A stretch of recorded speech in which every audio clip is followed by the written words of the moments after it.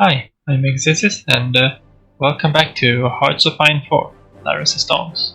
Today we're going to look a little bit at one of my mods, the one called Naval AI Strategy. It's not on the workshop just yet, so this is a little bit of a preview to go with the new series that I'm launching, as you can see what it actually does. So we're here in 1936 and we're going to watch, not in there, we're going to see a little bit of the order of battle. Normally, when you play the game, Germany will cancel both of these and the Admiral Grob's Bay. It just doesn't like this. It'll actually cancel Admiral Hipper too. It'll cancel all these old submarines and a bunch of these things. And what my mod does is try to get Germany to actually keep these. And we'll have a look at that in a second. But I want to address a few more things. And it doesn't only change Germany. I've gone through all nations so far, or all majors, except England. It's from playing England in my other campaign. So I'm just waiting for that. I've changed the order of battle so they comply with the community thread that we've got.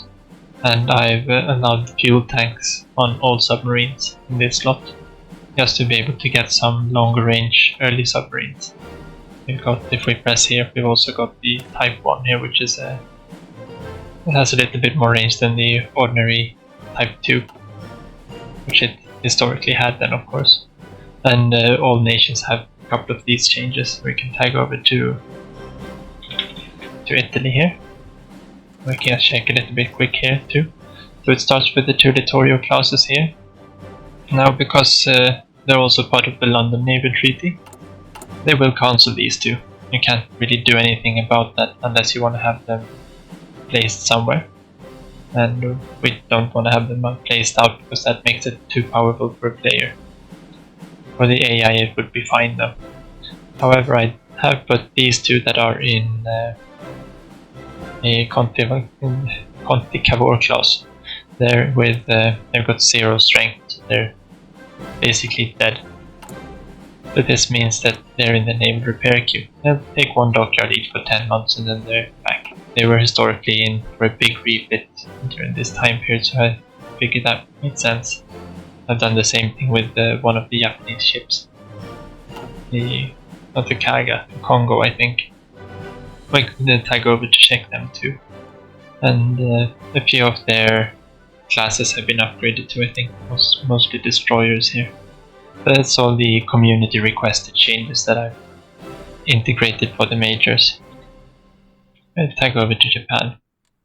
Japan also has a couple of these problems. It starts with a Soryu clause and a Suho clause in construction, and as the AI is, it will cancel both of these in vanilla, and it will add these Ryoju clause, which have just 40 deck space. We check, no, it's down here, 40 deck space. While obviously they should be built in the Soryu class. This was quite hard to make them do. So I've actually managed to make them build the Soryu class. They'll still cancel these, but they'll just build Soryu class until they get the 1940 ones. So they end up with a much more powerful fleet. And I did decide to keep all their destroyers at level 1. The community thread does want them up to level 2, I think, the Fubiki class. Which is probably fair, but yeah. So they're still level 1. And they've got a few different submarines. They start off with the cruiser subs, cruiser mine-laying subs, and they should use them as well. So if we just tag to Switzerland here, then we'll let a few game days pass, or we'll actually let a month pass, I think.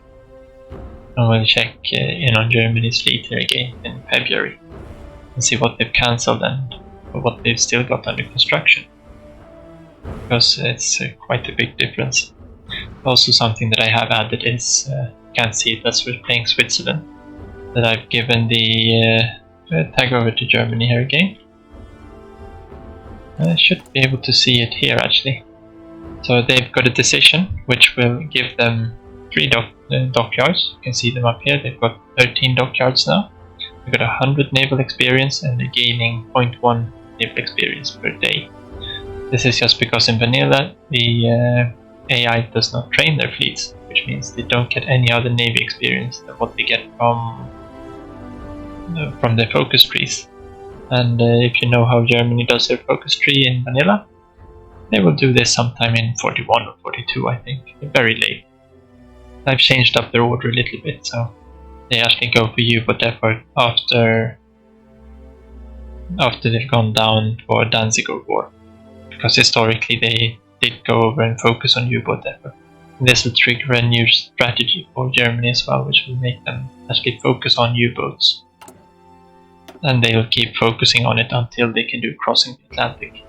And then they'll switch back to building a surface fleet again. Just in case that they actually do get that far.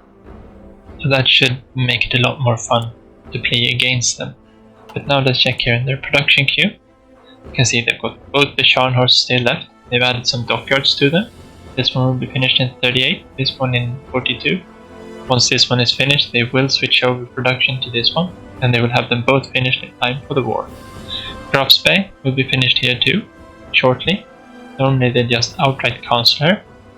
They did cancel Admiral Hipper if you noticed, but she has like 10% progress on, so it doesn't really matter that much. And as soon as the Graf's Bay is done, they will add another Deutschland class until I think they finish and keep building that one until they finish the 4-year plan. Once that is done, they'll cancel the Deutschland class and add Admiral Hipper, and they'll start building those instead. So that should also add a lot more interesting. We'll actually tag over and let's just check Japan too. You can see what they're building now.